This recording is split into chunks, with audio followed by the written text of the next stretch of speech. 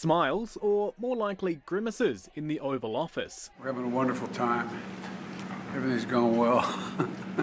As negotiations with Congress over how much debt the United States can rack up come down to the wire. America pays its debts, pays its bills. With the deadline looming, the president's decided time away from Washington, D.C. needs to be as brief as possible. I'm cutting my trip short.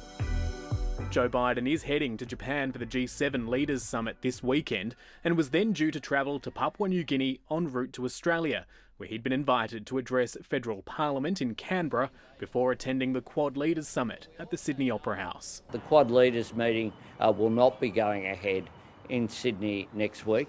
The American, Australian, Japanese and Indian leaders instead planning to sit down in Hiroshima. In an early morning phone call, Joe Biden promised Anthony Albanese he'll try to visit Australia later this year and offered him an invite to DC. India's Narendra Modi will still visit Sydney. Japan's Fumio Kishida will stay home. The president's security detail had been pre-positioned in Australia for some time.